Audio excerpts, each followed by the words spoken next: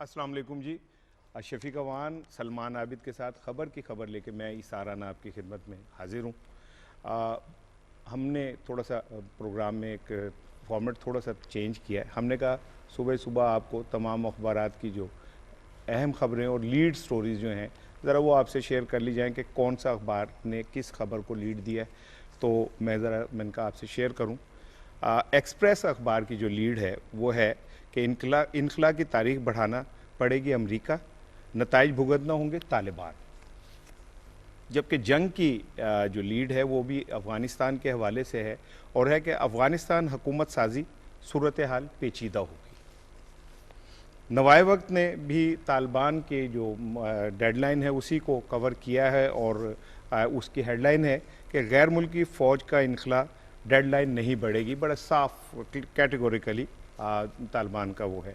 नई बात अखबार की जो लीड है वो भी तकरीबन नवाए वक्त से मिलती जुलती है और वो है कि अमरीकी इनखला डेडलाइन के बाद रेड लाइन। अच्छा जुमला इस्तेमाल किया, डेडलाइन के बाद रेड लाइन। अखबारात में और उर्दू अखबारात में सुर्खियों का किसी दौर में बड़ा वो होता था, अब्बास अत्तर साहब का बड़ा नाम था। तो ये एक अभी सिलसिला चले कहीं ना कहीं तो जारी है। इंग्लिश अखबारात ने भी अफ़गानिस्तान को आलमोस्ट कवर किया है। एक्सप्रेस ट्रिब्यून की जो लीड स्टोरी है वो है consequences if US delays withdrawal. और डेली टाइम्स ने फवाद चौधरी साहब के इंटरव्यू को जो है वो मेन स्टोरी बनाया है। Only an inclusive government can bring peace to Afghanistan. जबकि डॉन की जो स्टोरी है वो भी अफ़गानिस्तान के हवाले से ही है कि consequences if US violets exit deadline Taliban. The news की एक बड़ी जो स्टोरी है अहम वो है कि foreign investors trust rises by 108 PC Imran Khan prime minister. ये आज की जो थी वो अहम खबरें थी। जो लीड स्टोरी है ये मैंने आपसे कहा चलो डिस्कस कर लें। और अब मैं चलता हूँ अपने प्रोग्राम के रनडाउन की तरफ, जहाँ जो हमारा आज का रनडाउन है। पहली हमारी स्टोरी है अफ़गानिस्तान में मुत्तफ़िका अबूरी सेटअप और दरपेश चैलेंजेस। तालिबान ने अमरीकी फ़ौजियों के मुकम्मल इनखला तक हुकूमत की जो हुकूमत साजी है वो रोकने का ऐलान कर दिया है। वादी पंजशेर में कशीदगी है। दूसरी अहम खबर है कि पाकिस्तान पर गैर मुल्की सरमायाकारों का एतमाद बढ़ गया। वज़ीर आज़म इमरान खान साहब का ट्वीट है। और पाकिस्तान को IMF से 2 अरब 77 करोड़ डॉलर मिल गए हैं। कोरोना, फिर जो आज की अहम खबर है वो है कि कोरोना की चौथी लहर में बतदरीज इजाफा हो रहा है, हमें एहतियात की ज़रूरत है। क्रिकेट के मैदान से एक खबर है, बड़ी खबर है कि रमीज़ राजा को PCB का चेयरमैन बनाने का फ़ैसला हो गया। ये ट्विटर का टॉप ट्रेंड रहा और इस पर बहुत ट्वीट हुए, इस पर बड़ी सोशल मीडिया पे गुफ्तगू हुई है। फिर आज हम मुसलसल बात कर रहे हैं पाकिस्तान मीडिया डेवलपमेंट अथॉरिटी पर। सहाफ़ती तंजीमों के ओहदेदारों का इस पर क्या रद्द अमल है। हम कोशिश करते हैं कि आपको किसी न किसी एक प्रोफेशनल प्रैक्टिकल जर्नलिस्ट से बात की जाए जो सहाफ़ती तंजीमों को भी देखता हो कि उनकी राय क्या है पाकिस्तान मीडिया डेवलपमेंट के हवाले से।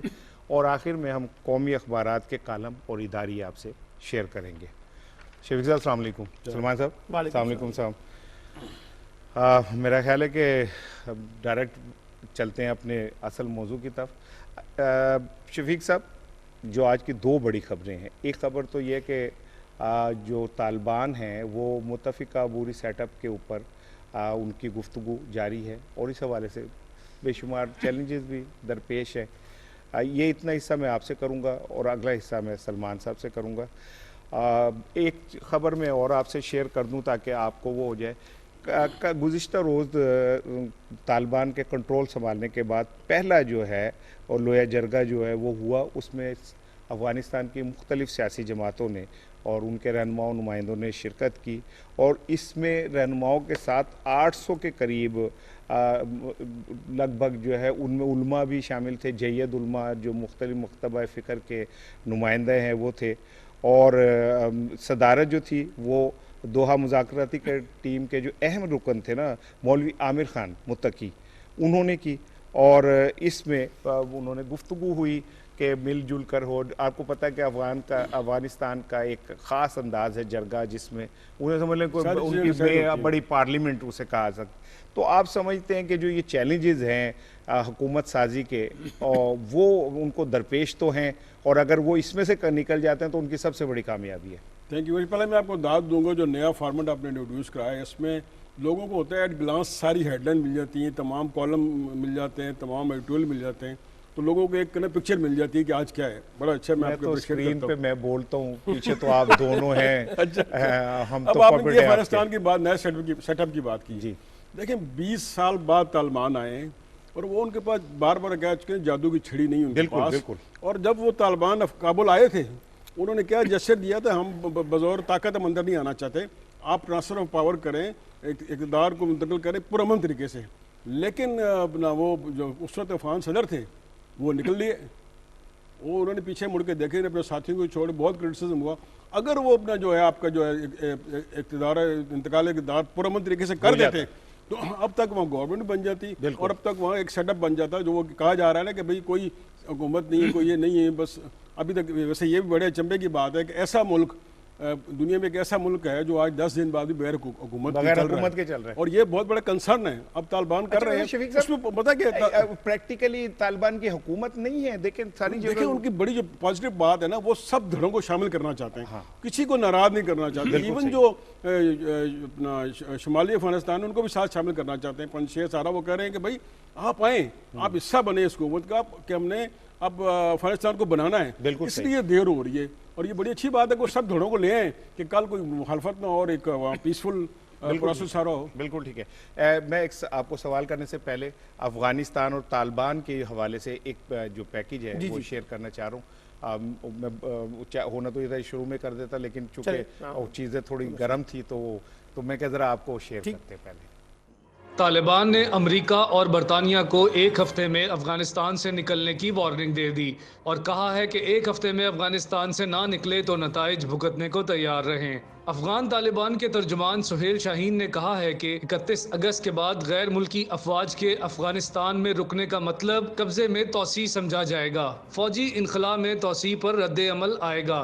तालिबान ने अमरीका को खबरदार कर दिया। तालिबान ने आखिरी अमरीकी फौजी की अफगानिस्तान में मौजूदगी तक हुकूमत की तश्कील और काबीना का ऐलान रोक दिया। तालिबान ज़राए ने AFP को बताया कि जब तक एक भी अमरीकी फौजी अफगानिस्तान में है, ना हुकूमत बनाएंगे ना काबीना का ऐलान होगा। अमरीकी महकमा दिफा पेंटागन का कहना है कि ज़रूरत पड़ी तो फौजी इनखला की 31 अगस्त की डेडलाइन में तोसी का जायजा लेंगे। उम्मीद है 31 अगस्त तक अफगानिस्तान से इनखला मुकम्मल कर लेंगे। अमरीकी फ़ौज काबुल एयरपोर्ट से लोगों को निकालने की कोशिश कर रही है। सलमान, आप समझते हैं कि कोई अफगानिस्तान में एक नया बुहरान जन्म लेने जा रहा है? देखिए, पहली बात तो आपको ये दाद देनी होगी तालिबान को कि तालिबान के बारे में ये परसेप्शन था कि वो किसी को साथ नहीं मिलाएंगे और अकेले हुकूमत बनाएंगे, और ये पूरी दुनिया के अंदर ये बड़ा तालिबान के खिलाफ प्रोपेगेंडा हुआ। लेकिन तालिबान ने बड़ी फहमो फरासत का मुजाहरा करते हुए ये साबित किया कि इंक्लूसिव गवर्नमेंट, जिसकी आपने भी बात की ना, सारे अखबारात ने हेडलाइन दी, उसी को बुनियाद बनाया। और ये पाकिस्तान का भी बड़ा मेजर कंसर्न था कि आप इंक्लूसिव गवर्नमेंट की तरफ जाएं, तमाम फ्रीकैन को साथ लें। और आप बड़ी दिलचस्प बात देखिए कि अफगानिस्तान के अंदर जो तालिबान के अलावा जो फोर्सेज हैं वो इस्लामाबाद में आई, उन्होंने आर्मी चीफ से मुलाकात की, प्राइम मिनिस्टर से मुलाकात की। यानी इस पूरे कॉन्टेक्स्ट में तालिबान ने वाकई सबको हैरान किया, उनको रोका नहीं, एक इंक्लूसिव गवर्नमेंट की तरफ गए। एक बात। अब बात यह है कि ये जो 31 अगस्त तक हुकूमत बनाने का मामला था, अगर आप वाकई चाहते हैं कि 31 अगस्त तक हुकूमत बने तो फिर तालिबान को ये आज़ादी मिलनी चाहिए ना कि वो अपने तमाम फ्रीकैन को ऑन बोर्ड लेके हुकूमत बनाए। अब उसमें रुकावट कौन बन रहा है? उसमें रुकावट बन रही है अमरीकी इनखला का मामला। यानी ये जो डेडलाइन थी, अगर इस डेडलाइन को वो नहीं मीट करते और फिर वहां स्टे करते हैं तो इसका मतलब है फिर तालिबान कहते हैं कि हुकूमत की फॉर्मेशन जो है वो डिले होगी। तो अब ये गेंद बुनियादी तौर पर अमरीका की कोर्ट में है कि वो अपनी डेडलाइन तक जाए। अब डेडलाइन को यहां से जाए और अफगान हुकूमत को या अफगान तालिबान को या अफगान के जो बाकी फ्रीकैन हैं उनको ये मौका दे कि वो अपनी हुकूमत खुद बनाए। और मैं एक बड़ी इंपॉर्टेंट बात यह है कि देखिए, इनको अंदाजा हो गया तालिबान को कि हमें यहाँ पर एक क्रेडिबल हुकूमत बनानी है, एक स्ट्रांग हुकूमत बनानी है, सबको ऑन बोर्ड लेना है ताकि एक लिजिटिमेसी जो है ना और क्रेडिबिलिटी जो है वो मेंटेन की जा सके अफगान हुकूमत के बारे में। वादी पंजशेर के अंदर झड़पें हो रही हैं, 300 जंगजू मारे जाने का दावा किया जा रहा है, और जो मज़ामती ग्रुप है वो कुछ दावा करता है, तालिबान कुछ करता है। मेरी इतलात ये है कि गुज़िश्ता रोज़ पंजशेर के अंदर तालिबान ने अपना एक नुमाइंदा वफद भेजा और उसमें उल्मा को सबसे आगे रखा, और उन्होंने जाके कहा कि ये मामला इफ़ाम तफ़हीम से हल हो जाए तो बेहतर है। अमेरिका, इंडिया और बाकी सब अमन के मुखालिफ जो हैं, वो उनकी ख्वाहिश तो ये है कि किसी तरह मुज़ाहमत पैदा हो, को खाना जंगी की सूरत हाल हो, क्लैशेस बढ़े। तो तालिबान का एक इम्तहान तो है ये सलमान साहब ने बिल्कुल ठीक पॉइंट आउट किया कि आपने एक डेडलाइन दी हुई है, निकलना है तो जाएं आप। अगर आप डेडलाइन को वायलेट करेंगे तो फिर जो दूसरा फ्रीक है, क्या वो आपका कोई गुलाम तो नहीं है ना। 20 साल बाद उन्होंने ये दिन के आया है, तो उन्हें जो डेडलाइन उनको डेडलाइन को उन्हें अपना उस पर अमल करना चाहिए। दूसरा देखिए, शाहीन साहब जो तर्जमान इनका मैं सुन रहा था टीवी प्रोग्राम में, सुहेल शाहीन, तो वो ये कह रहे थे कि भाई वो जो आपका इशारा है ना कि ये अमरीकी निखला और सारी, वो कह रहे थे कि भाई जब तक अमरीकी निखला नहीं होगा उस वक्त तक ना हम कोई बुरी हुकूमत बना नहीं सकते। और भाई कैसे बनाएं जब उनके अपने जो इनका मेन पूरी उनका अपना एक सियासी उनका नुक्ता था कि कोई गैर मुल्की फ़ौज जो है वो ना आए, अफगानिस्तान में ना रहे। जब अमरीकी फ़ौज वहाँ रहेगी, ये सब कुछ ये होगा, तो फिर वो कैसे अपना आज़ाद हुकूमत बना सकते हैं। इन्फ्लुएंस बिल्कुल इसमें कोई शक नहीं कि अमेरिका का इन्फ्लुएंस अभी भी वहाँ पे है और अमेरिका वहाँ से नहीं जाएगा। और जब तक ये गैर मुल्की फ़ौजें हैं तो वहाँ पे आज़ाद हुकूमत कैसे बना सकते हैं। तालिबान कोशिशें कर रहे हैं कि भाई हम उनका जो तालिबान का रिज़ॉल्व है ना, उनका रिज़ॉल्व ये है कि हमने सबको साथ लेके चलना है, और उसमें ज़्यादा टाइम लगेगा। उस पर कोई छड़ी नहीं कि अपना जादू की छड़ी नहीं करेंगे और वो हर चीज़ वो हो जाएगी। पंजशेर का आपने कहा, पंजशेर के बारे में जो शाहीन साहब थे उन्होंने कहा हम चाह रहे हैं कि उनसे बात हो, हम कोई खून खराबा नहीं चाहते। और ये 300 जो तालिबान की, ये भी एक जरिए की खबर थी, कन्फर्म नहीं थी। फिर भी उनका बड़ा मुझे अच्छा लगा उनका बयान कि हम चाहते हैं कि उनसे हम बात करें और उन्हें शामिल करें हुकूमत में, कि वो पार्ट ऑफ पीस बने, पार्ट ऑफ गवर्नमेंट बने। ये बड़ी अच्छी अप्रोच है। और इसमें एक बड़ी बुनियादी बात है, अगर अमेरिका अपने इनखला से पहले एक पॉलिटिकल रेजोल्यूशन करने में कामयाब हो जाता ना इसार साहब, तो बात काफी हद तक दुरुस्त होता ही ना। आप देखिए ना, उस वक्त पाकिस्तान बार बार ये कह रहा था कि इनखलास से पहले एक पॉलिटिकल रेजोल्यूशन आना चाहिए। अनफॉर्चुनेटली वो आ नहीं सका। अब आपने इनखला का ऐलान कर दिया, अब आप उसमें रोड अटकाएं और उसमें बाकी ममालिक जो है वो कहें कि नहीं जी इनखला क्यों अभी ना करें, अभी रुक जाएं, थोड़ा सा स्टे करें। उससे वो जो दोहा मुज़ाकरात के अंदर जो कुछ तय हुआ था और दोहा माहिदा जो है उस पर अगर अमल दरामद नहीं होगा तो फिर इस सारे माहिदे की क्रेडिबिलिटी भी पीछे चली जाएगी, फिर अफगानिस्तान का क्राइसिस भी बढ़ेगा। फिर आप अफगानिस्तान के अंदर उन लोगों को खुद से हुकूमत बनाने का मौका अगर नहीं देना चाहते, मुदाखलत करना चाहते हैं, क्योंकि आपको पता है अमेरिका ने वहां पर जो है हामिद करजई की हुकूमत बना के बिठाई, फिर डॉक्टर अशरफ गनी की एक हुकूमत बनाई। तो मैं ये समझता हूं कि अब अगर अमेरिकी इनखला के बाद ये मौका अफगान क़यादत को मिलना चाहिए कि वो मिल बैठ के अपनी हुकूमत बनाएं, क्रेडिबल हुकूमत बनाएं, इंक्लूसिव हुकूमत बनाएं और मामलात को आगे लेकर एक मैं छोटा सा कमेंट्स आप दोनों से लूंगा, उसके बाद मैंने अपने अगले टॉपिक पे जाना है। देखें, रूस, चीन, पाकिस्तान पूरी कोशिश कर रहे हैं कि किसी तरह अफगानिस्तान में पुरअमन अंदाज में, तुर्की भी शामिल है, लेकिन ये तीन मेजर जो हैं और ये कोशिश कर रहे हैं कि इंतकाल इक़्तिदार मुकम्मल तौर पे हो जाए और एक ऐसी हुकूमत बन जाए जो जिसमें सब लोग शामिल हों, जबकि अमेरिका का जो अब अंदाज लग रहा है, और उन्होंने कहा कि जी हम तो तारीख बढ़ा सकते हैं। तालिबान कहते हैं कि अगर आपने तारीख बढ़ाई तो फिर हम बुरी हुकूमत का ऐलान नहीं करेंगे। तो मेरा ख्याल है कि अब यहाँ पे आके एक डेडलॉक तो पैदा हो गया है।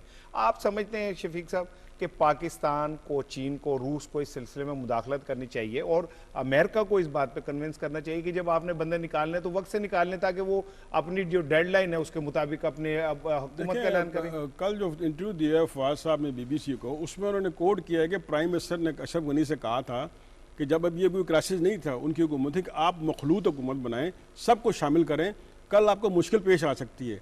लेकिन अशरफ गनी साहब किसी और कहने पे खेल रहे थे। आपने बिल्कुल सही कहा, अमेरिका और यूरोप और भारत के कहने पे खेल रहे थे। उस वक्त उन्होंने बात समझ नहीं आई, लेकिन अब देखें ना, अब सब मखलूत हुकूमत की तरफ जा रहे हैं। इसका मतलब है कि वो सिंसियर हैं, वो कोई ना कोई ब्लड शेड कुछ नहीं चाहते।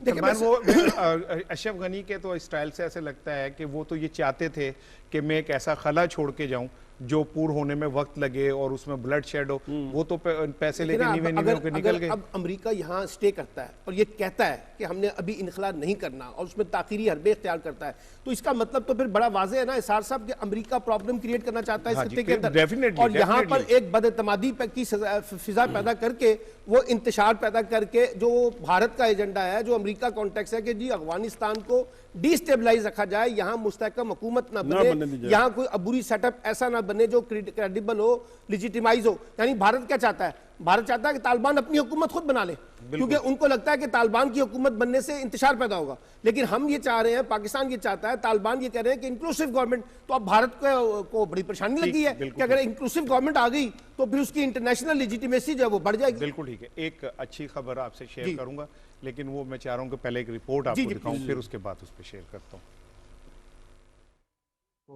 रिलीजियस स्कॉलर्स की एक ग्रुप को भेजा था ताकि उधर हमारे ओपोनेंट्स मुखालिफिन जो है उसके साथ बातचीत करे और मसले को सुलहमीज़ तरीके से हल करे। लेकिन अगर वो जंग के इंतखाब करते हैं, वो ये उस पर डिपेंड करता है, तो फिर उसकी जिम्मेवारी भी उन पर लागू होती है। वो ये रिपोर्ट जो शॉर्ट था वो बीच में चलना था जहाँ पे आप सुहेल शाहीन की बात कर रहे थे, तो देर आयत दुरुस्त आयत वो बात नहीं। अच्छा जी, प्राइम मिनिस्टर की बात कर रहे हैं। अच्छी खबर ये है कि 1.25 साल में हमारी मईशत, जिसके मुतालिक अपोजिशन का और मुखालफों का ये दावा था कि ख़त्म हो गई, तबाह हो गई, दिवालिया हो गया, अल्हम्दुलिल्लाह कारोबारी अफराद के एतमाद में 108% इजाफा हुआ है। और फिर मज़े की बात यह कि 2020 के मुकाबले में 9% बेहतरी आई है। फिर इसमें एक और अच्छी बात जो मैं आपको बताऊं वो ये कि कारोबारी एतमाद जो मनफी 50 था वो मस्बत में तब्दील होकर 9% पे चला गया। और फिर सबसे बड़ी बात यह कि रिकॉर्ड 59% बेहतरी आई पाकिस्तान के ज़र मुबादला के ज़खायर, पाकिस्तान की तारीख के अंदर रिकॉर्ड तोड़ ऊपर चले गए। वज़ीर आज़म इमरान खान साहब ने इस हवाले से गुफ्तगू भी की, ट्वीट भी किया। तो मैं समझता हूँ कि आने वाले दिनों के अंदर बेहतरी मईशत में जो अब 2 अरब 77 करोड़ डॉलर भी आ गए, और IMF ने ये कहा है कि इस पे कोई पाबंदी नहीं है, आप जहां मर्जी इस्तेमाल करें। तो मैं समझता हूं कि पाकिस्तान के लिए एक बहुत खुशगवार हवा का जिसे झोंका कहने से अच्छी अपॉर्चुनिटी जो है ना वो पाकिस्तान के अंदर इकोनॉमिक्स के कॉन्टेक्स्ट में निकल रही है।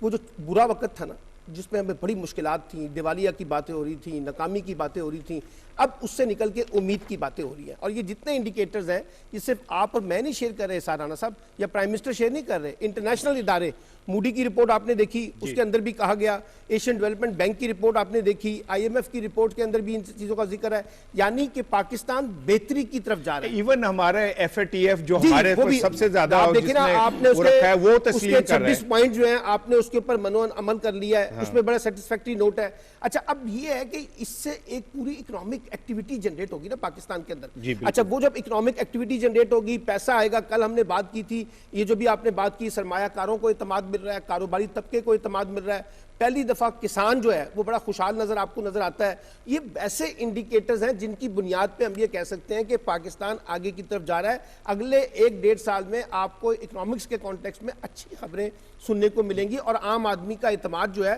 वो बढ़ेगा इस पाकिस्तान की मईशत के ऊपर। शफीक साहब, कल पाकिस्तानी स्टॉक एक्सचेंज में ज़बरदस्त तेज़ी देखने में आई, और जो KSE का जो इंडेक्स था ना 100 का, वो 500 पॉइंट तक गया, और इंडेक्स में 48,000 जो है पॉइंट्स का नफसियाती जो हद होती है उसे उसने अबूर किया। फिर इसमें एक और बात, 80 अरब रुपए 89 अरब रुपए के इजाफे से मार्केट का जो सरमायाकारी थी वो 84 खरब रुपए तक चली गई। तो जब स्टॉक एक्सचेंज में कारोबार बढ़ता है तो डेफिनेटली उसके असरात नीचे तक आते हैं। तो आप समझते हैं, जैसे अभी एक जुमला और मैं कह के फिर आपसे बात करता हूँ कि किसानों में 1200 अरब रुपया किसानों को इस बार मिला है हुकूमत की जानिब से, जो कार्ड के जरिए, और अगले साल जो हदफ है वो 2400 अरब रुपए का है। तो मैं समझता हूँ कि अब हुकूमत डिलीवर करने की तरफ बढ़ रही है। देखिए, सबसे पहले हम तो अपनी तारीफें करेंगे ना, मैं आपकी करूँगा, आप सलमान साहब की करेंगे, सलमान मेरी करेंगे। इस तरह हुकूमत अपने इक़दामात की तारीफ करती है। लेकिन जो IMF ने में जो ये फंड ट्रांसफर किया ना, ये उनका पाकिस्तानी मईशत पे एतमाद है। अगर हमारी मईशत जिस तरह अपोजिशन ढोल पीटती रहती है कि तबाह हो गए, बर्बाद हो गए, अगर वाकई ऐसे होता तो इंटरनेशनल फोरम वाले हमारे गुलाम नहीं है, ये हमारी बातों पे नहीं चलते। वो पूरा देखभाल के परख के कभी इनकी जो इकॉनमी है, जो स्टेप्स ले रहे हैं, ये बेहतर हैं, उनके क्राइटेरिया फॉल करते हैं, तो फिर ही वो पैसे देते हैं। और इस पर हम कल बात कर चुके थे कि भाई जो हुकूमत के अब जो इंडिकेटर आ रहे हैं, स्टॉक एक्सचेंज, देखिए स्टॉक एक्सचेंज सबसे बड़ा इंडिकेटर होता है किसी भी मईशत का। वो आपने बताया कि वो कितना कहाँ तक ऊपर चलेगी, तो ये इसका जो असर होता है ये नीचे तक आता है। ये सिर्फ ये नहीं जो स्टॉक मार्केट में बड़े बड़े ब्रोकर बड़े बड़े बैठे हुए हैं, ये नीचे तक आता है। और ये पूरी दुनिया ये देखती है कि भाई स्टॉक मार्केट एक कंट्री के ऊपर जा रही है, और उसको सारा मैयर करके फिर वो आगे इमदाद देते हैं। और किसान कार्ड और हेल्थ कार्ड, इस पर हम बात कर चुके हैं, फिर एजुकेशन। और बिल्कुल सलमान साहब ने ठीक कहा कि अगले 1.5 साल में आप इसका रिजल्ट देखेंगे। अभी आपने फसल लगा दी है, कुछ हमें फल मिल रहे हैं, और बाकी जो आगे 1.5 साल में आप देखेंगे तनावर दरख्त हो जाएगा, उसमें फल हमें मिलेंगे। सलमान, IMF ने जो हमें अब इमदाद दी है 2 अरब और 77 करोड़ डॉलर, मैं समझता हूँ कि हम IMF के पीछे कर्जे के लिए जब भाग रहे थे, उसने कितनी हमसे शरायत करवाई, कितने हमसे वो किए। और ये एक ऐसा कर्जा है, मैं तो समझता हूँ गैबी इमदाद अल्लाह की तरफ से आ गई कि 3 अरब डॉलर ही हो गए। जी जी। और 3 अरब dollar is amount for Pakistan. जब 1 अरब डॉलर की हम भागते थे। इंटरनेशनल मालियाती इदारों का एक प्रॉब्लम है।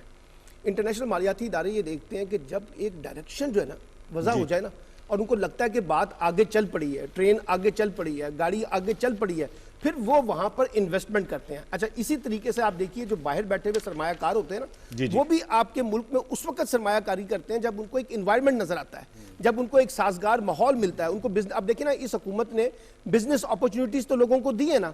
आप कंस्ट्रक्शन के बिजनेस कोरोना के बावजूद बिजनेस अपॉर्चुनिटीज में देखें, कंस्ट्रक्शन की अपॉर्चुनिटीज में देखें, कि ये जो एग्रीकल्चर सेक्टर के अंदर देखें, तो वो जो उन्होंने इंसेंटिव्स दिए हैं, उन एमनेस्टीज मिली हैं कई जगह पर, तो इस तरह की चीजों से एक माहौल बना। अब उस माहौल का असर ये हो रहा है, इंपैक्ट ये हो रहा है कि बाहर से भी सरमायाकारी हो रही है, और हमारे इंटरनल इन्वेस्टर भी जो है ना वो बाहर निकल रहे हैं, अपना पैसा लेके आ रहे हैं। तो मैं ये समझता हूँ ये जो चीजें हैं आहिस्ता आहिस्ता फ्लोरिश हो रही हैं, आगे बढ़ेंगी, और इससे एक पाकिस्तान के अंदर एक कारोबारी माहौल बढ़ेगा। मैं आपको छोटी सी बात बताता हूँ, चैम्बर ऑफ कॉमर्स जो है ना, ये एक बड़े बुनियादी एक इंडिकेटर होता है।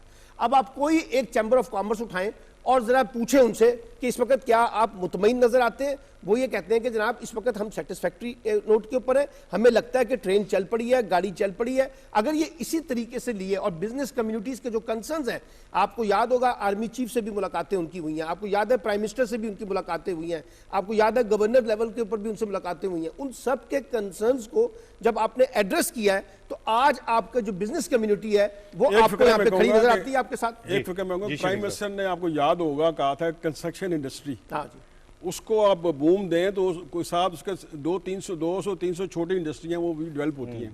अब जो हमें ये बूम नज़र आ रहा है हमारी मईशत में, इसमें जो मेन जो विजन था प्राइम मिनिस्टर का कि कंस्ट्रक्शन इंडस्ट्री को आगे लेके आएँ। अब बिल्डिंगें बन रही हैं, हाई रेज बिल्डिंगें बन रही हैं, वो उन्होंने 1 विंडो कर दिया है। सलमान साहब ने एमएनसी का जिक्र, एमएनसी दे दी कि आप आएँ और कंस्ट्रक्शन के बिजनेस से जो कॉलोनियाँ बन रही हैं, जो हाई रेज बिल्डिंग बन रही हैं, जो दूसरी चीज़ें बन रही हैं, उससे जो आपके 200-300 और छोटी इंडस्ट्री है वो पैसा नीचे आ रहा है, और इससे हमारी जो मईशत ऊपर हो रही है और लोगों को भी रिलीफ मिल रहा है। बिल्कुल ठीक है। मैंने ब्रेक पे जाना है, लेकिन ब्रेक से पहले कोरोना पे मैं चाह रहा था आप दोनों से बात कीजिए।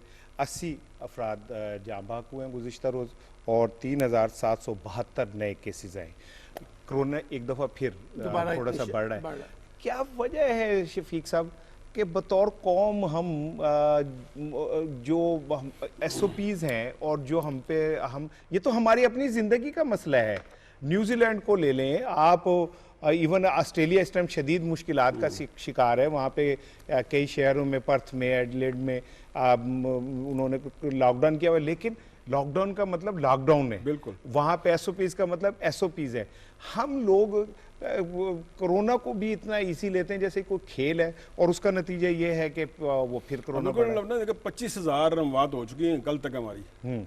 25,000 अमवात बहुत बड़ी तादाद है। और हमारा मसला पता है क्या है कि हम अपना कोरोना से नहीं डरते, वैक्सीन लगवाने से डरते हैं। यानी जो मसला है उसको गले लगाते हैं, जो सोल्यूशन है उसको दूर भागते हैं। और ये बिल्कुल आपने ठीक कहा कि हमें बहशत कौम फ़र्क ये सोचना पड़ेगा, ये हुकूमत का मसला नहीं है, आप मैं सबको हमें सोचना पड़ेगा भाई हम किस सब जा रहे हैं और ये कितना ही खतरनाक हो सकता है। बिल्कुल ठीक, एक कैजुअल एटीट्यूड नहीं होना चाहिए। देखिए अब एक चीज़ है ना कोविड, और आहिस्ता आहिस्ता इसकी शिद्दत बढ़ रही है। अभी आपने कहा ना चौथी लहर की बात भी की जा रही है, फिर पांचवी लहर की बात भी, या ये भी कहा गया कि कोविड का कोई तीसरा डोज भी आएगा। इसका मतलब है हमें अपने कैजुअल एटीट्यूड से बाहर आना चाहिए, इसको एक सेंसिटिव इशू के तौर पे लेना चाहिए, और सोसाइटी जब तक एक रिस्पॉन्सिबिलिटी के तौर पर बिहेव नहीं करेगी बात नहीं चलेगी। इसी तरीके से जो फेडरल गवर्नमेंट है, जो NCOC है, उसके साथ सूबाई हुकूमतों की जो कोऑर्डिनेशन है और जो आपका डिस्ट्रिक्ट मैनेजमेंट सिस्टम है, जब तक वो प्रॉपर तरीके से ऑपरेट नहीं करेगा, आप लोगों को सही तरीके से फैसिलिटेट नहीं कर सकेंगे। तो मुझे लगता ये है कि अभी अवेयरनेस और सेंसिटाइजेशन जो है वो बहुत ज़्यादा देने की ज़रूरत है, लोगों को एहतियात करने की ज़रूरत है, और जितने भी अफर्मेटिव एक्शंस इससे रिलेटेड हैं वो हमें बतौर गवर्नमेंट भी, बतौर सोसाइटी भी और बतौर शहरी भी हमें लेने होंगे। और हमारे मजहबी रहनुमाओं को मुझे हिस्सा डालना चाहिए, जुम्मे खुतबे में बताएं लोगों को भाई अल्लाह के बंदो ये बीमारी है, उसको इसी तरह ट्रीट करो आप। बिल्कुल ठीक। नासिर काज़मी का शेर है, दिल में एक लहर सी उठी है अभी, कोई ताज़ा हवा चली है अभी। लहर तो कोरोना की उठी है और ताज़ा हवा जो है वो सरमायाकारी की है। तो पाकिस्तान दोनों चीज़ों को साथ लेके चल रहा है, और अल्हम्दुलिल्लाह जो ताज़ा हवा है वो ही इस लहर को दबाएगी। लेकिन अगर आप साथ देंगे तब। एक ब्रेक लेते हैं, ब्रेक के बाद दोबारा आते हैं।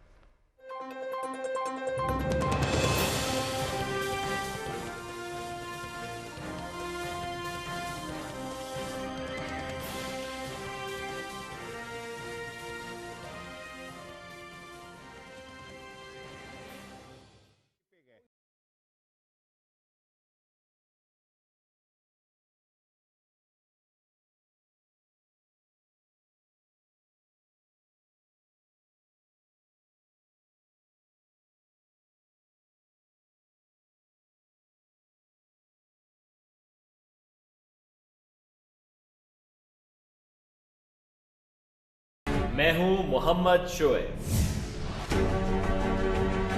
और मैं हूं ज़रिया राजपूत। हम बात करेंगे हर उस खबर पर और हर उस वाक़े पर जिसका ताल्लुक बराह रास्त हम सब से है। हमारी मजहबी और माशरती अक़दार से है, पाकिस्तान से है। इस दौरान जिंदा करेंगे गुजरे हुए ऐसे लम्हात को जो आज भी हमारी हंसी यादों का हिस्सा है, और रखेंगे नजर मुस्तकबिल पर कि हर आने वाला नया दिन पूरी कौम को क्या पैगाम दे।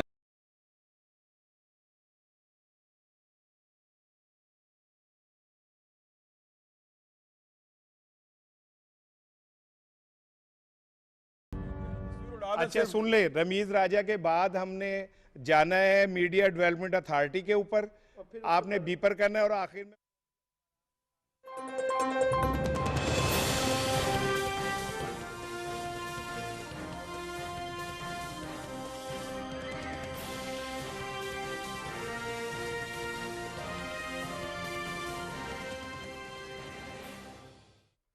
वेलकम बैक नाजरीन। और मुझे अच्छी तरह याद है कि हमारे मुल्क के प्राइम मिनिस्टर ने एक दफ़ा कहा था कि अगर उनको अपॉर्चुनिटी मिलती तो वो PCB के चेयरमैन बनते। अब PCB के चेयरमैनशिप में ऐसे क्या मज़े हैं ये तो मुझे नहीं पता, मैं तो क्रिकेट का दीवाना हूँ हम दोनों। रमीज़ राजा को जो है फ़ैसला हुआ है कि PCB का चेयरमैन बनाया जाए और मानी साहब की जगह पर उनको लाया जा रहा है। रमीज़ राजा का क्रिकेट कैरियर थोड़ा सा मैं आपसे शेयर करना चाह रहा था। उन्होंने 57 टेस्ट खेले थे और 2833 रन बनाए, और 198 उन्होंने वनडे खेले, उसमें 5841 रन बनाए, और इन जो फर्स्ट क्लास क्रिकेट मैच है 183 थे, उसमें 10,392 रन बनाए। और एक दिलचस्प बात यह कि उन्होंने एक ओवर भी किया टेस्ट में, जो कि वनडे था। ये बड़ी बात है कि उन्होंने वो किया। और आपको याद होगा वसीम राजा उनके भाई थे, लेफ्ट हैंडेड, बड़े शानदार बैट्समैन थे। तो एक क्रिकेट ख़ानदान है रमीज़ राजा, और पूरी एक हिस्ट्री है। और अगर वो बनते हैं तो डेफिनेटली क्रिकेट से उनका बराह रास्त रब्ता है, खेल रहे हैं अरसे से।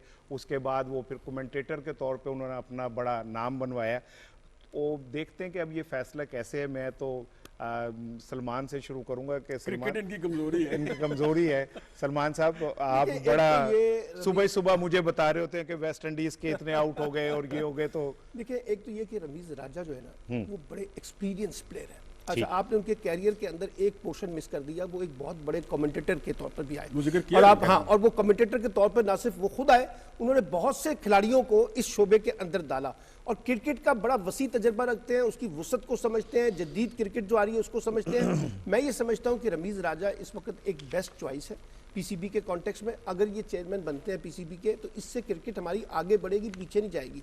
तो और फिर आपने देखा कि सोशल मीडिया का माशाल्लाह टॉप ट्रेंड भी जो है वो रमीज़ राजा के हक में नज़र आ रहा है। लोग उसको बहुत ज़्यादा सपोर्ट कर रहे हैं कि ये एक अच्छा डिसीजन है रमीज़ राजा का पीसीबी के चेयरमैन के तौर पे। अब अल्लाह करे हमारी क्रिकेट जो है वो आगे की तरफ बढ़े और जो उसमें खामियाँ हैं रमीज़ राजा बतौर क्रिकेटर भी जानते हैं, एडमिनिस्ट्रेटिव भी जानते हैं, खुद उन्होंने MBA भी किया हुआ एडमिनिस्ट्रेशन का तजर्बा है। वो इन चीज़ों को ज़्यादा परखें तो देखें कि पाकिस्तानी क्रिकेट में जो कमज़ोरियाँ हैं, चाहे वो प्लेयरों के कॉन्टेक्स्ट में है, चाहे वो कोचिज़ के कॉन्टेक्स्ट में है, चाहे वो इंतज़ामी ढांचों के कॉन्टेक्स्ट में, उसको ये दूर करें ताकि पाकिस्तान की क्रिकेट जो है वो वाकई आगे जा सके। शफीक साहब, नाम जब ये आ रहे थे तो माजिद खान साहब का नाम भी आ रहा था, ज़हीर अब्बास साहब का भी नाम आ रहा था। तो ये वो लोग हैं जिनका एक कैरियर है बहुत बड़ा। ज़हीर अब्बास का तो बहुत बड़ा, और वो फिर एक अरसा उन्होंने इंटरनेशनल क्रिकेट कॉन्फ्रेंस में भी ICC में भी अपनी खिदमत अंजाम दी। माजिद खान एक अपराइट आदमी है, लेकिन रमीज़ राजा का इंतखाब आप क्यों समझते हैं कि किया गया?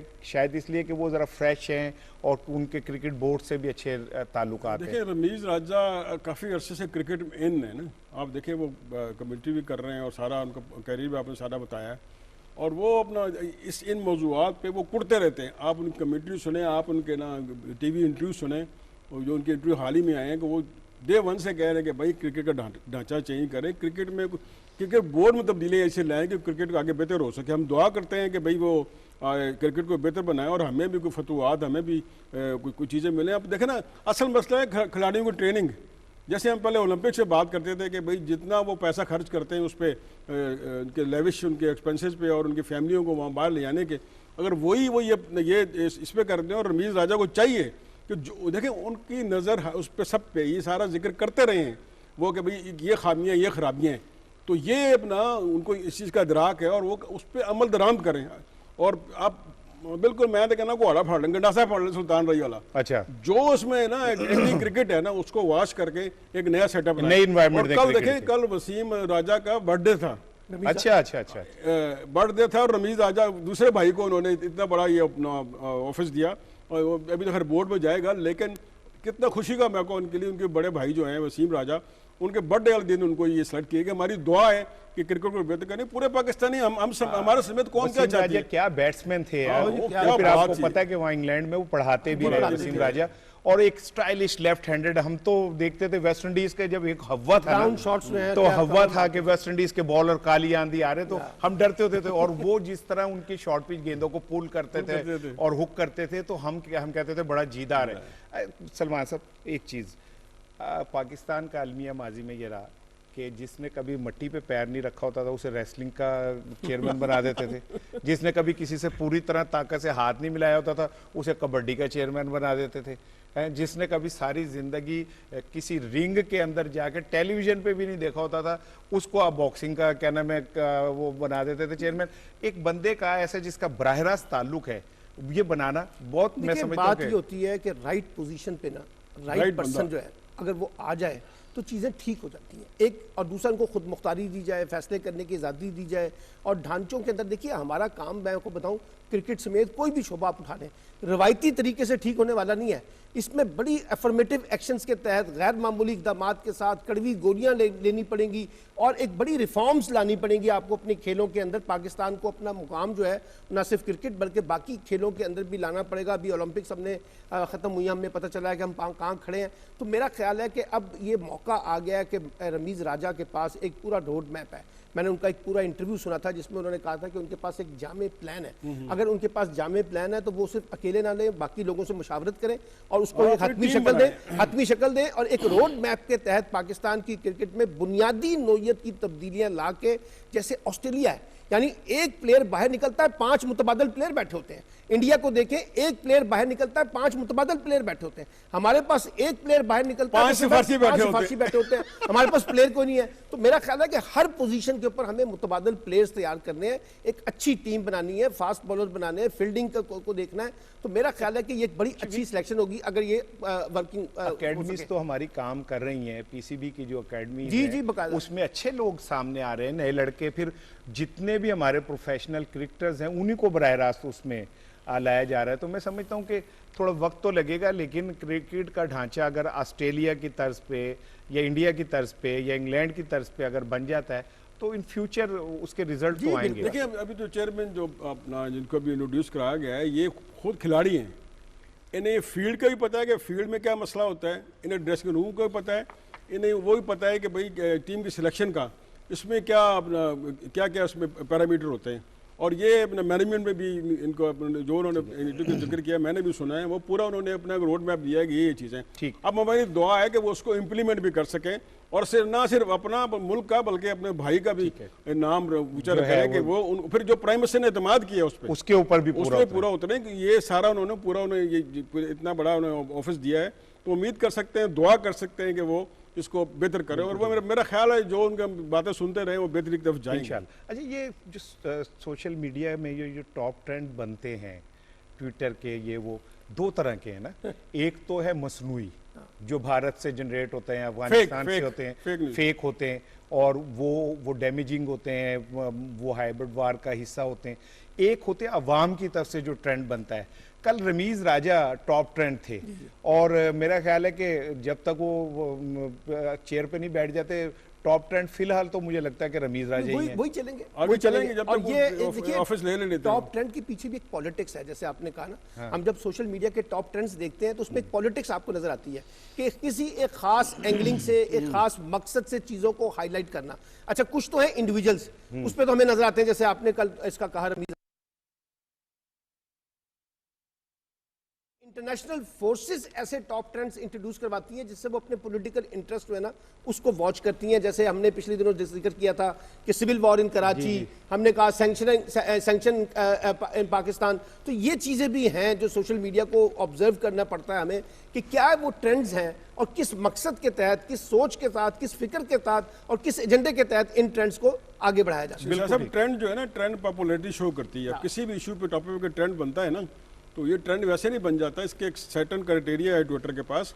एक सर्टेन आप ट्वीट करते हैं एक लेवल पे, एक नंबर पे, तो फिर ये करता है। और रमीज राजा को बिल्कुल उन्होंने ठीक कहा कि जब तक वो ऑफिस नहीं ले रहे थे यही टॉप ट्रेंड रहेंगे। और उन्हें मैं ये कहूँगा इस शोहरत को ना वो अपना ना ऑब्जर्व करें और एक चैलेंज के तौर पर लें और उसको आगे अपना जो क्रिकेट को बेहतर करें। बिल्कुल। अच्छा, चूँकि हम सोशल मीडिया पे ही बात कर रहे हैं, सलमान ज़रा सोशल मीडिया को ज़्यादा देखते हैं, आप और मैं हम दोनों देखते हैं, लेकिन ज़रा उसको हम करते हैं। एक जुमला है कि दोनों का ये मसनूई तरीके से भी बूस्ट किया जा सकता है। कोई सुना है डॉलर शॉलर देके? मैंने आपको कहा ना कि जब मैंने कहा कि एक पॉलिटिक्स है तो इस पॉलिटिक्स में फिर पैसा इन्वॉल्व है। अच्छा। मुल्कों की पूरी सफारतकारी इन्वॉल्व है, डिप्लोमेटिक इसमें इन्वॉल्व है। कैसे आप इसको एक बूस्ट करके ना एक बड़ी खबर बना देते हैं। देखिए ना, छोटी खबर को बड़ी खबर बनाने का आर्ट जो है, अब वो एक अखबार होता था, पहले एक जमाने में अखबार होता था। अब ये सोशल मीडिया आ गया कि छोटी सी खबर को बड़ी खबर कैसे बनाकर पेश किया जाता है। मसनूई आपने कहा ना, मसनूई ऑफिशियल, यानी ऑफिशियली आप बूस्ट करा सकते हैं। आप सर्टेन अमाउंट दें, ट्विटर का जो भी सोशल मीडिया का है प्लेटफॉर्म, उसको सर्टेन अमाउंट करें और आप यार फॉलोअर्स भी बढ़ जाते हैं। बिल्कुल, वही वो फॉलोअर्स बना देते हैं आपको। वो आपको ऑफर करते हैं कि भाई इतना पे करें तो you will get more followers. मेरा ख्याल है कि सोशल मीडिया पे भी ना इलेक्ट्रॉनिक वोटिंग मशीन जो है ना वो रखनी चाहिए ताकि वो पता तो चले ना कि एक और क्राइसिस खड़ा हो जाएगा। अच्छा, अब हम बात करते हैं पाकिस्तान मीडिया डेवलपमेंट अथॉरिटी के हवाले से, और राजा रियाज साहब PFUJ वर्कर्स के वो जनरल सेक्रेटरी हैं और वो मौजूद हैं। एक अरसे से सहाफ़त कर रहे हैं, मेरे साथ भी 1-2 प्रोजेक्ट में काम किया है और हमारे माजी के ताल्लुकात भी अच्छे रहे। अमूमन साफ़ी इकट्ठे काम करते हो और फिर दोबारा मिले तो होता नहीं उन्होंने किया था, लेकिन राजा रियाज से हमारे अच्छे था। राज साहब अस्सलाम वालेकुम। वालेकुम अस्सलाम। राज साहब, हम बात कर रहे थे मीडिया डेवलपमेंट अथॉरिटी के हवाले से और मुसलसल हम एक ही बात कर रहे हैं कि यार अगर वर्कर्स को और उन वर्कर्स को, वो जो बेचारे जिनकी कोई सुनवाई नहीं, पूरी दुनिया की खबर छापते हैं और उनकी अपनी खबर कहीं नहीं छप सकती, उनके अपने मसाइल पे कोई बात नहीं कर सकता, कोई प्लेटफॉर्म नहीं जहां पे जाके वो गरीब आदमी जो है अपने मसाइल के ऊपर बात कर सके। और दूसरी चीज ये कि क्या सहाफ़ी, आप भी प्रैक्टिकल सहाफ़ी हैं, शफीक बैठे हैं, सलमान बैठे, क्या हमारे हाथ में कोई वो आ गया कि हम जिसको मर्जी जैसे मर्जी बेइज्जत कर दें बगैर सबूत के, जिसके मर्जी खिलाफ जो मर्जी छाप दें? क्या हमारा कोई गिरेबान पे हाथ नहीं पड़ना चाहिए ऐसे लोगों का जिन्होंने सहाफत का चेहरा ही दागदार कर दिया? देखिए राना साहब, बहुत शुक्रिया। बात ये है कि हमेशा से सहाफत आज़ादी की बात भी की जाती है, इसकी फ्रीडम की बात भी की जाती है, इसकी जिद्दोजहद की बात भी की जाती है।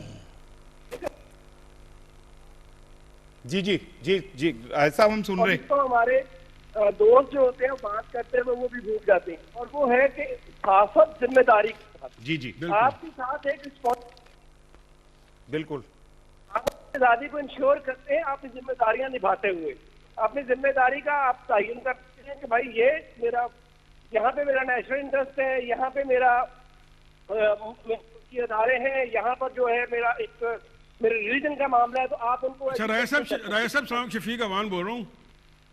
फरमाइए।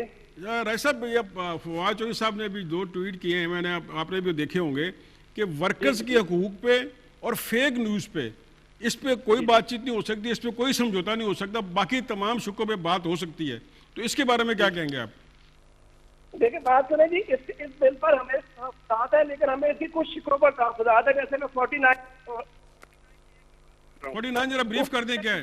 आपने ITA नहीं खत्म कर दिया, खत्म कर दिया, नेकोसा खत्म कर दिया, जो एक्शन देता है जर्नलिस्ट को। बिल्कुल ठीक, तो लाजमी बात होनी चाहिए। बाकी जहाँ तक बात की आपकी फेक न्यूज को कोई बंदा भी ना डिफेंड कर सकता है ना उसके साथ खड़ा होता है। अच्छा राजा रियाज साहब ये बताइए, राजा साहब सलमान आबिद बोल रहा हूँ, ये बताइए कि इस पूरे अहम मौके के ऊपर जो हमारी अखबारी तंजीमें हैं या सहाफती तंजीमें हैं, जो मीडिया की एसोसिएशन है, उनका एक्चुअली रोल क्या होना चाहिए आपकी नज़र में? वो क्या करें इस मामले में ताकि ये जो हुकूमत और मीडिया की तंजीमों के दरमियान हमें नजर आता है एक तनाव है, इसको कम किया जा सके? सीनियर तज्जियाकार है, मेरी बात ये सुने आप। तो का किरदार एक वॉच डॉग होना चाहिए, उनको एक लॉ आया है उसको एनालिसिस चाहिए। लेकिन बदकिस्मती ये है कि हमारे बहुत ही के उद्देदार, मैं आपको पैक करता हूँ, तो उन्होंने इसको पढ़ा भी नहीं। बिल्कुल यही हम कह रहे हैं, वो है क्या, बिल्कुल इसको पढ़ा भी नहीं होगा, इसको पढ़ना चाहिए। इसमें जो चीज बुरी है उस पर आपको डायलॉग करना चाहिए, उस पर आपको बात करनी चाहिए कि यहाँ पे आके ये मीडिया के आजादी को यहाँ पे डिस्टर्ब करता है। राजा साहब एक सवाल मैं आपसे एक सवाल मैं आपसे करना चाह रहा हूँ। चौहान साहब ने बात की कि फेक न्यूज, भाई फेक न्यूज को पूरी दुनिया में ना सपोर्ट करता है, ना पाकिस्तान में कोई करता है, ना मीडिया तंजीम करती है, ना करना चाहिए।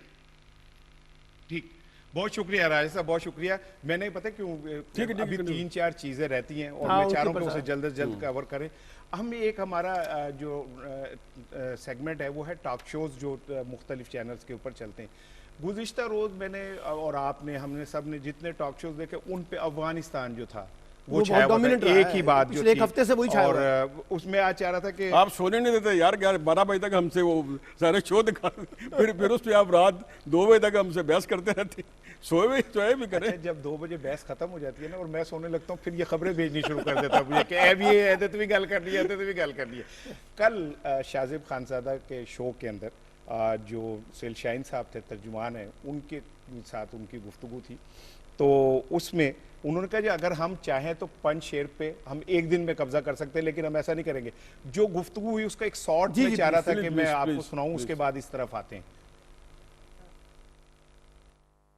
शेर को रिलीजियस स्कॉलर्स की एक ग्रुप को भेजा था ताकि उधर हमारे ओपोनेंट्स मुखालिफिन जो है उसके साथ बातचीत करे, वो मसले को सुलहमीज़ तरीके से हल करे। लेकिन अगर वो जंग के इंतखाब करते हैं, वो ये उस पर डिपेंड करता है, तो फिर उसकी जिम्मेवारी भी उन पर लागू होती है। शेख साहब, वैसे तो शाहजेब खानज़ादा के प्रोग्राम में हमेशा कोई कंट्रोवर्सी होती है, लेकिन ये एक अच्छा नहीं, इसमें भी थी। वो पूरी कोशिश की कि ना उनको अपने नैरेटिव पे लाने के लिए, लेकिन उन्होंने बड़े तहम्मुल से हर चीज़ का जवाब दिया। वो कोशिश कर रहे थे, हर साफ़ी की कोशिश होती है ना शरारत करना, उसमें कुछ निकालना है। इन्होंने औरतों के हवाले से बात की, बच्चों के हवाले से बात की, फिर परचम के हवाले से बात की। उन्होंने कहा भाई ये हम बैठ के डिसाइड करेंगे। उन्होंने उनको पंजाबी कहते ना पकड़ाई नहीं दी उनको। लगता है ट्रेंड है, बहुत ट्रेंड है। उन्होंने बल्कि अंग्रेजी में कहा और उसको नहीं, वो जो था ना वो ट्रैप नहीं हुए। वो दिलचस्प बात यह है कि तालिबान की क़यादत ने दुनिया को सरप्राइज़ दिया है, ये मान लें आप।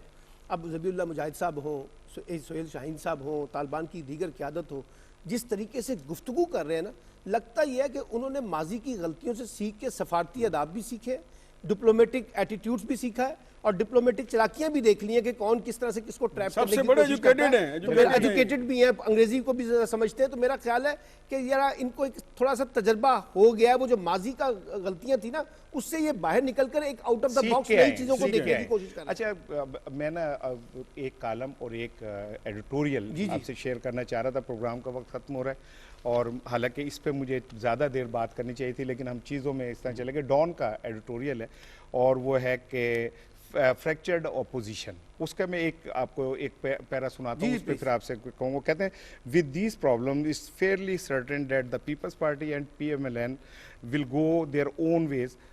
On one is trying survive and other is on the wane. अच्छा, अब वो बड़े क्लियर दो जुमलों के अंदर बात कर दी है। इसमें मैं एक इजाफा कर दूं, उसके बाद आपसे कमेंट लूँगा कि मुस्लिम लीग नून को कल बड़ा धचका पहुंचा है सिंध में और मुफ्ता इस्माइल जो हैं उन्होंने इस्तीफ़ा दे दिया। डॉन का जो इदारिया है वो ये कह रहे हैं कि दोनों को बकरे बकरे पजेंडे ने अपनी अपनी सर्वाइवल दी जंग लड़े। डॉन को जो टूरिस्ट में उन्होंने पोजिशन का नतारा किया उन्होंने कि भाई ये आपस में सीधे नहीं है, इनकी एक लाइन नहीं है, तो गवर्नमेंट को क्या चैलेंज करेंगे। और जो मिफ्ता सिंध में ना बहुत संजीदा सूरत हाल है मुस्लिम लीग नून के लिए। और ये अब देखें, ये डॉन लिख रहा है, ये मैं आप ये वो नहीं लिख रहा है, डॉन जैसा अखबार लिख रहा है कि ये क्या कर रहे हैं। इनके अंदर मुस्लिम लीग नून के अंदर थी तो पीपल्स पार्टी भी वो भी ना एक लाइन पे नहीं है। पोजीशन जो है डिवाइडेड है, उस डिवीजन का फायदा हमेशा वो दूसरी पार्टी को होता है। बिल्कुल। और अभी तक देखें ये ना अपोजिशन अपना कोई एक लाइन पे है और ना जो इनके हमारी वो एक लाइन पे। ठीक है सलमान, नहीं मैं एक कॉलम शेयर कर लूँ फिर आप उस पर। श्री मज़ारी साहिबा का कॉलम है द न्यूज़ में, उसका सिर्फ एक मैं कुछ थोड़ा सा हिस्सा आपको सुनाता हूँ, उसके ऊपर आपके कमेंट लूँगा। प्रोग्राम का वक्त खत्म हो रहा है इसलिए। वो कहते हैं कि Pakistan has made its policy clear, it is seeking to ensure inclusive government in Afghanistan that will protect the rights of women, girls and minorities। और इसमें 3-4 चीज़ें हमने अभी शेयर भी की थी। तो बड़ा अच्छा कॉलम है और इसका उन्वान बड़ा खूबसूरत है, अनफ इज अनफ। देखिए, जो लोग ये कहते हैं ना कि पाकिस्तान का नैरेटिव क्लियर नहीं है अफगानिस्तान के कॉन्टेक्स्ट में, बिल्कुल मेरा ख्याल है कि श्री मज़ारी ने वो 5 पॉइंट्स उठाए ना। नंबर 1 इंक्लूसिव गवर्नमेंट का, number 2 protection of the women, children and human rights के कॉन्टेक्स्ट में, तीसरा उन्होंने पॉइंट उठाया इंटरनेशनल एक्सेप्टेंस के कॉन्टेक्स्ट में, चौथा उन्होंने कहा कि अफगान सरजमीन किसी दहशतगर्दी के लिए इस्तेमाल ना हो, और फिफ्थ ये कहा कि अफगानिस्तान की नाकामी का जो मलबा है बिला वजह पाकिस्तान पे ना डाला जाए। तो पाकिस्तान का नैरेटिव जो है वो बड़ा क्लियर है अफगानिस्तान के कॉन्टेक्स्ट में, और श्री मज़ारी ने उसको रिफ्लेक्ट किया है और कहा है कि इस वक्त पाकिस्तान जो सफारती लेवल पे, डिप्लोमेटिक लेवल पे जो सीरियस कोशिशें कर रहा है अफगान पीस प्रोसेस को, उसको इंटरनेशनल दुनिया को रिकग्नाइज करना चाहिए। बहुत शुक्रिया सलमान साहब, बहुत शुक्रिया शफीक अवान साहब। आज का प्रोग्राम खत्म हो गया, बहुत सारी चीजें तिश्ना रह गई जिस पे हम बात कर सकते थे। कल इंशाल्लाह कोशिश करेंगे। पहले दिन से आस्ते आस्ते बेहतर हो। नाज़रीन, आज के प्रोग्राम का वक्त खत्म हो रहा है। एक छोटी सी खबर आपसे शेयर करते हुए जाएंगे। पाकिस्तान के एक होनहार है राशिद नसीम, उसने भारत से एक और रिकॉर्ड छीना और उसने सजीद कुमार भारत का उसका रिकॉर्ड था कि उसने 1 मिनट में 789 अखरोट तोड़े थे और हमारे इस प्लेयर ने 1 मिनट में 315 तोड़े। अखरोट तोड़ना वैसे बड़ी बात है और माजी में तो अखरोट खाने से ज़्यादा दिलचस्पी है। हमें तो कोई मिल जाए अखरोट तोड़ने वाला मिल जाए और गिरी हमें देता जाए। तो गिरी एक हमें मिली है फतह की सूरत में। वेल डन अरशद नसीब। कल आपसे दोबारा बात होगी, अपना ख्याल रखिएगा। अल्लाह हाफिज़।